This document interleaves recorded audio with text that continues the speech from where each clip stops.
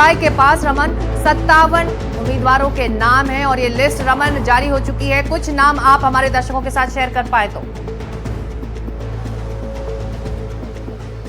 जी बिल्कुल, जेडीयू की पहली लिस्ट जारी हो गई है। जैसा कि संजय झा ने बताया था कि आज लिस्ट जारी होगी, कल दूसरी लिस्ट जारी होगी और मुख्यमंत्री नीतीश कुमार भी अब प्रचार में निकलेंगे। इस लिस्ट में जो बड़े नाम हैं वो है श्रवण कुमार, जो कि बिहार सरकार से मंत्री है, उन्हें फिर से टिकट दिया गया है नालंदा सीट से। हरनौत से हरिनारायण सिंह है, मोकामा से अनंत सिंह जो कि बाहुबली विधायक माने जाते थे, कल उन्होंने नामांकन भी किया, उनका नाम भी इस लिस्ट में है। उसके साथ रत्नेश सदा जो कि बिहार सरकार में मंत्री है, उनके सीट पर भी सोनबरसा से काफ़ी ज़्यादा कॉम्प्लिकेशन था चिराग पासवान की पार्टी और उनकी पार्टी को लेकर, लेकिन रत्नेश सदा से जो टिकट है सोनबरसा सीट से रत्नेश सदा को टिकट मिली है।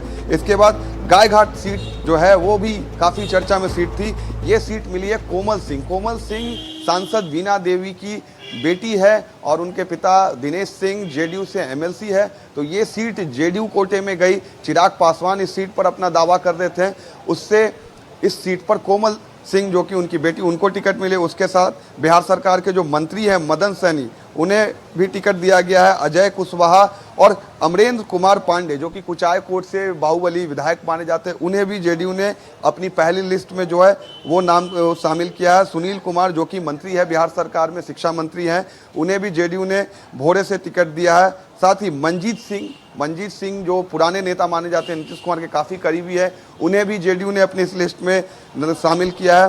साथ में कई सारे जो नाम हैं वो इस पहली लिस्ट में शामिल है। महेश्वर हजारी, जिनका कि कहा जा रहा था कि टिकट कट जाएगा, जो उपाध्यक्ष थे विधानसभा के, उन्हें भी जेडीयू ने अपनी पहली लिस्ट में जगह दी है। तो कई सारे नाम हैं, अभी ये लिस्ट जारी हुई है और कुछ देर में जो और भी नाम है उसे भी हम सामने रखेंगे। लेकिन जो अमूमन जो बड़े चेहरे हैं जिसके बारे में मैंने आपको बताया, ये सारे बड़े चेहरे हैं जिनको जेडीयू ने अपने पहली लिस्ट में नाम शामिल किया है और मुख्यमंत्री नीतीश कुमार इनके लिए भी कल से प्रचार पर निकलेंगे।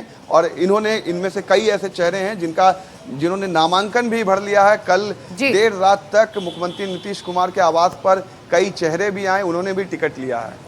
पहली लिस्ट जारी हो चुकी है, 57 नाम है इसमें, जेडीयू के उम्मीदवारों की लिस्ट जारी हो चुकी है। मनोरंजन भारती, कल जब बीजेपी ने लिस्ट जारी की थी तो कई बड़े नाम, 10 लोगों के नाम भी कटे थे लिस्ट में, लेकिन इस लिस्ट में, जेडीयू की लिस्ट में आपको कुछ ऐसी चौंकाने वाली खबर मिल सकती है क्या? अगर आप ये लिस्ट देखकर हमें बताएं। देखिए अभी लिस्ट आई है और जो सबसे चौंकाने वाला नाम तो वही है कि जो बिना लिस्ट आए अपना नामांकन भर चुके हैं। मोकामा से अनंत सिंह, श्याम रजक को भी फिर से टिकट दिया गया है। श्याम रजक लंबे समय तक बिहार की राजनीति में रहे हैं, पहले आरजेडी में थे, कुछ समय से अभी जेडीयू में है, फुलवारी से उनको टिकट दिया गया है।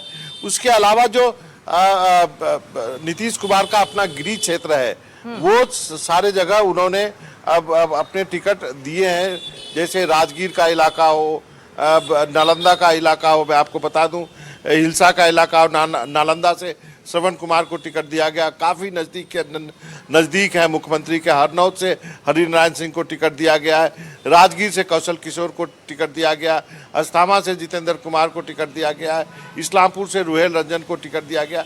ये सारे जो है क्षेत्र जो है मुख्यमंत्री के सब गृह क्षेत्र हैं।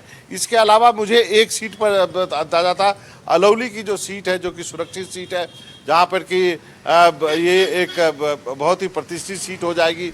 यहाँ से पशुपति पारस शायद या उनके बेटे चुनाव लड़े, वहाँ से उन्होंने रामचंद्र सदा को टिकट दिया है। तो कुल मिलाकर अब चेरिया बरियारपुर से अभिषेक कुमार को टिकट दिया गया है और ये सारे महेश्वर हजारी को कल्याणपुर से टिकट मिल गया है। तो ये सारे नाम, अभी केवल 57 नाम आए हैं पहली सूची में। मुझे लगता है कि अपने गृह क्षेत्र और अगल बगल के क्षेत्र में खगड़िया से बबलू मंडल को टिकट दिया गया है। तो ये सारे क्षेत्रों के नाम जो है के नाम अभी घोषित किए गए हैं। इसमें कुछ मंत्री भी हैं और कुछ बेहद मुख्यमंत्री के करीबी लोग भी हैं। जी, ऐसे में सवाल ये उठ रहा है कि जो दो बड़े सहयोगी हैं बीजेपी और जेडीयू, मनोरंजन, उन्होंने तो अपनी लिस्ट जारी कर दी है, लेकिन जो छोटे सहयोगी हैं कुशवाहा, जो इस वक्त गृह मंत्री के साथ मुलाकात कर रहे हैं, उनको लेकर मामला फंसा हुआ है। लेकिन जमीन पर क्या इसका कुछ रिएक्शन भी हो रहा है कि जो छोटे सहयोगी हैं वो खुश नहीं है, तमाम तरह के वो बयान दे रहे हैं। जब नंबर ऑफ सीट्स डिसाइड हो चुका है तो आप लोग ग्राउंड पर क्या देख रहे हैं मनोरंजन? देखिए, सबसे बड़ी बात यह है कि छोटे सहयोगी जो है ना वो लॉक्ड हो गई हैं। सारी जो गठबंधन की सीटें हैं लॉक्ड हो गई हैं। वो अब जो जितनी सीटें उनको पकड़ा दी गई है, अब उनके पास स्पेस नहीं है मैन्यूवर करने के लिए कि वो कहीं बाहर जा सकते हैं। उसके अलावा देखिए, अब जीतन राम मांझी नाराज होने के अलावा क्या कर सकते हैं? केंद्र में मंत्री हैं और उसके बाद परिवार में, अच्छा, उनके परिवार में 3 लोगों को टिकट बांटेंगे, वो 6 में से 3 अपने परिवार को टिकट देंगे, 3 किसी और को उन्होंने उनको दिया है, तो बहुत ज़्यादा स्पेस नहीं है। उपेंद्र कुशवाहा के पास एक थोड़ा सा उनकी चर्चा हो रही थी बहुत दिनों से, इफ एंड बट उनको लेकर के अभी भी है।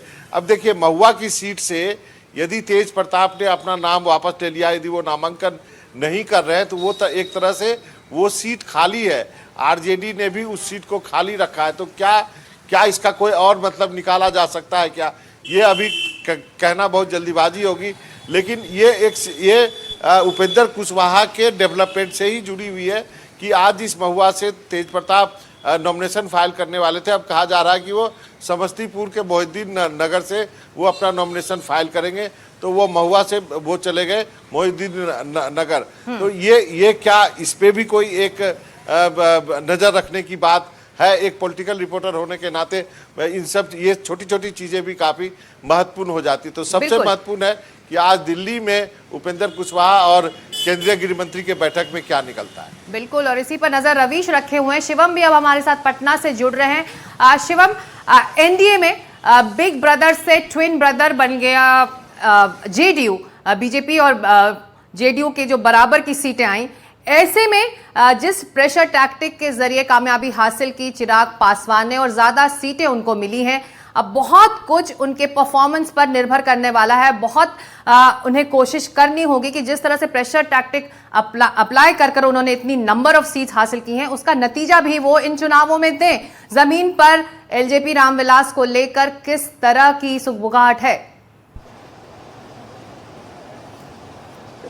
जी, मैं आपको बता दूं कि जिस तरह से लोकसभा चुनाव के दौरान चिराग पासवान को 5 सीटें मिली थी और 5 सीटों पर चिराग पासवान ने जीत हासिल की थी, उसी के मद्देनज़र चिराग पासवान ने प्रेशर पॉलिटिक्स की और एनडीए में उन्हें 29 सीट मिली और 29 सीटों पर चिराग पासवान की पार्टी लोजपा रामविलास चुनाव लड़ने वाली है। और उसको लेकर कई जो कयास हैं वो भी लगाए जा रहे हैं कि चिराग पासवान की पार्टी और एनडीए यह दावा कर रही है कि चिराग पासवान का जो स्ट्राइक रेट है वो इस बार लोकसभा चुनाव से भी बेहतर होगा।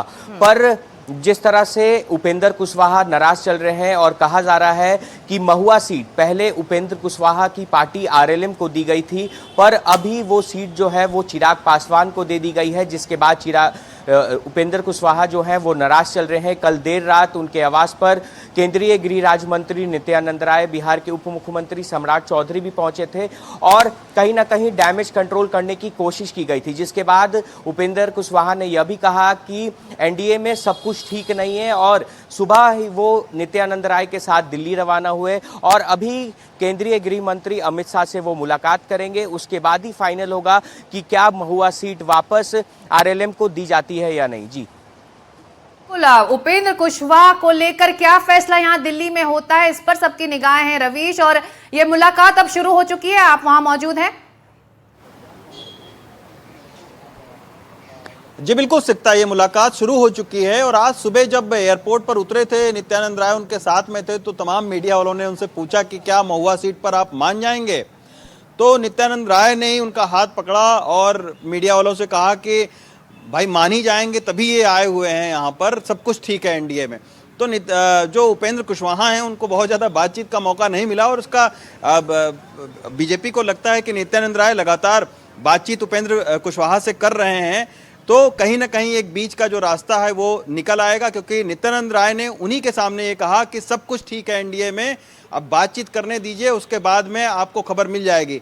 तो यानी एक मोटा मोटी तो एक फैसला बना है, लेकिन इस बात को लेकर उपेंद्र कुशवाहा नाराज हो गए कि सीट का कमिटमेंट 2 दिन पहले 3 दिन पहले बीजेपी ने कर दिया कि आपको ये सीट मिलेगी, उसके बाद में फिर उनके पास फोन आता है कि नहीं, ये सीट जो है वो अब चिराग पासवान को दे दी गई है। तो उसके वजह से उनको बहुत ज़्यादा जो धक्का लगा है, क्योंकि अभी बाबा खुद बता रहे थे कि उस सीट से वो अपने बेटे को चुनाव लड़ाना चाह रहे हैं और इसी के वजह से वो सीट बहुत महत्वपूर्ण है। और उन्होंने तमाम सारे सामाजिक जातीय समीकरण को भी, राजनीतिक समीकरण को भी देखा होगा, तभी वो इस सीट के लिए बहुत ज़्यादा अड़े हुए हैं। तो निश्चित तौर पर स्टेक बहुत हाई लगा हुआ है उपेंद्र कुशवाहा का पॉलिटिकल, लेकिन अब देखना होगा कि आखिर यहाँ से क्या उनको कंसोलेशन प्राइज मिलता है, क्या कोई ऐसी चीज़ उनको वो अपनी बात मनवाने में कामयाब रह पाते हैं गृह मंत्री से, ये कुछ देर के बाद में साफ हो जाएगा। लेकिन बड़ा ही आज नाटकीय घटनाक्रम सुबह से चल रहा है। जब से उपेंद्र कुशवाहा दिल्ली में लैंड हुए हैं तब से घटनाक्रम चल रहा है कि पहले उपेंद्र कुशवाहा नित्यानंद राय के साथ में आ चुके थे गृह मंत्री के घर में, लेकिन गृह मंत्री वहां से मुश्किल से 5-7 मिनट पहले अपने घर से वो निकल के कहीं चले गए। उसके बाद में नित्यानंद राय को बताया गया कि गृह मंत्री नहीं है, फिर नित्यानंद राय अपने घर पर चले गए और उपेंद्र कुशवाहा अपने घर पर चले गए। फिर अभी आधे घंटे के बाद में ये लोग पहुंचे हुए हैं, अभी बैठक चल रही है, कुछ देर के बाद में पिक्चर और साफ होगी, पिक्चर बिल्कुल साफ हो जाएगी और आज शाम तक शायद साफ होनी जरूरी भी है, क्योंकि जो पहले फेज का नॉमिनेशन के लिए ज्यादा दिन बचे भी नहीं है। रमन राय, ये बताइए, एनडीए के सहयोगी इस बैठक पर नजर रखे हुए हैं, लेकिन जो विरोधी हैं, महागठबंधन में जो लोग हैं, उनको तो बैठे बिठाए एक राजनीतिक मुद्दा मिल गया है ना कि एनडीए के छोटे सहयोगी जो हैं वो बहुत परेशान हैं सीट बंटवारे को लेकर और इसे वो भुनाएंगे भी अपने चुनाव प्रचार में। बिल्कुल सिकता, जिस तरीके से कांग्रेस के सांसद अखिलेश सिंह का बयान आया है उपेंद्र कुशवाहा को लेकर, वो साफ इशारा करता है कि अगर उपेंद्र कुशवाहा एनडीए से अलग होकर महागठबंधन में आते हैं तो कांग्रेस पार्टी चाहेगी कि उपेंद्र कुशवाहा को शामिल कर लिया जाए महागठबंधन में। कुशवाहा वोट बैंक काफ़ी मायने रखता है बिहार में और उपेंद्र कुशवाहा कहीं ना कहीं कुशवाहा के बड़े नेता नीतीश कुमार के बाद अगर कुर्मी कुशवाहा में कोई नेता माना जाता है बिहार में तो वो उपेंद्र कुशवाहा है। और उपेंद्र कुशवाहा अगर महागठबंधन में आएंगे तो बहुत बड़ा एडवांटेज और माइलेज भी महागठबंधन को मिलेगा। जिस तरीके से उनका स्टेटमेंट कल रात को 2 बजे आता है कि this time all is not well in NDA, तो साफ ये बताता है कि एनडीए में सब कुछ ठीक नहीं है। इस वजह से उपेंद्र कुशवाहा आज सुबह दिल्ली गए महुआ सीट को लेकर, और भी जो कई सीटें हैं जो पब्लिक डोमेन में नहीं है उस पर भी उपेंद्र कुशवाहा नाराज है। उपेंद्र कुशवाहा कई सारी ऐसी सीट चाहते थे जो उन्हें इस बार नहीं दी गई है, इसको लेकर उपेंद्र कुशवाहा काफ़ी नाराज थे। बीजेपी नेता उनके घर पहुंचे, सम्राट चौधरी और नित्यानंद राय। कल रात में भी उपेंद्र कुशवाहा ने कहा कि ये बातें जाके आपको उनसे पूछनी चाहिए थी, लेकिन आज सुबह भी जब एयरपोर्ट पर उनसे सवाल किया गया तो नित्यानंद राय ने उनका हाथ पकड़ लिया और वो उन्हें लेकर दिल्ली गए हैं।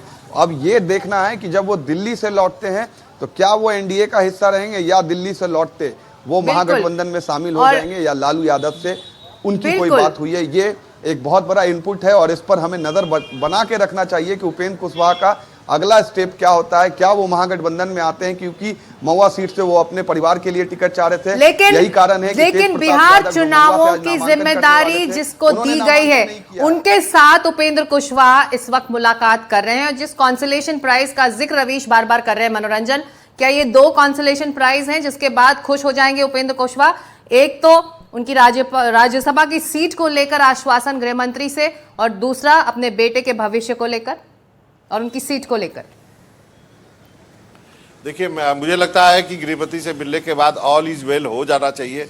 जो अभी तक वो कह रहे हैं कि all is not well, NDA के पास और बीजेपी के पास बहुत कुछ देने के लिए है, लेकिन आप देखिए मतलब राजनीति कैसे बदलती है। यदि सबको मालूम है पटना में कि वो महुआ की सीट वो अपने बेटे के लिए चाहते हैं तो आरजेडी ने वो सीट खाली करके रख दी। मतलब तेज प्रताप को भी बोल दिया वहाँ से कि भाई तेज प्रताप हालांकि आरजेडी में नहीं अपनी पार्टी बनाई है, लेकिन वो भी वहाँ से भाग गए। वो सीट बाकायदा एकदम खाली करके रखी हुई कि भाई साहब आपको चाहिए ये सीट तो ये ले लीजिए, लेकिन पाला बदलना पड़ेगा। तो ये एक बड़ा निर्णय है जो उपेंद्र कुशवाहा को करना है। मुझे नहीं लगता कि शायद ऐसा हो, वैसे राजनीति में कुछ भी हो सकता है। देखते हैं कि दिल्ली में जो गृह मंत्री, केंद्रीय गृह मंत्री के साथ उनकी मुलाकात है उसमें क्या होता है। बाकी तो स्टेज सेट करके रखा हुआ है यहाँ पर महागठबंधन के नेताओं ने, जैसे कि अखिलेश प्रताप सिंह ने भी जो प्रसाद सिंह ने भी जो अपना बयान दिया कि वो महागठबंधन में आ जाए। तो ये बड़ा इंटरेस्टिंग है। मैंने कहा ना बिहार की राजनीति में कभी कोई डल मोमेंट नहीं है, ये बिगिनर्स के लिए है नहीं बिहार। जी बिल्कुल, आप सभी हमारे साथ बने रहिए। इस बीच जो अगली खबर है, एनडीए में विवाद पर आरजेडी का तंज हुआ है। एनडीए का जहाज जो डूब जाएगा कह रहे हैं आरजेडी। एनडीए में आपस में ही विवाद है। आरजेडी के प्रवक्ता मृत्युंजय तिवारी ने उपेंद्र कुशवाहा और मांझी की नाराजगी पर तंज कसा है।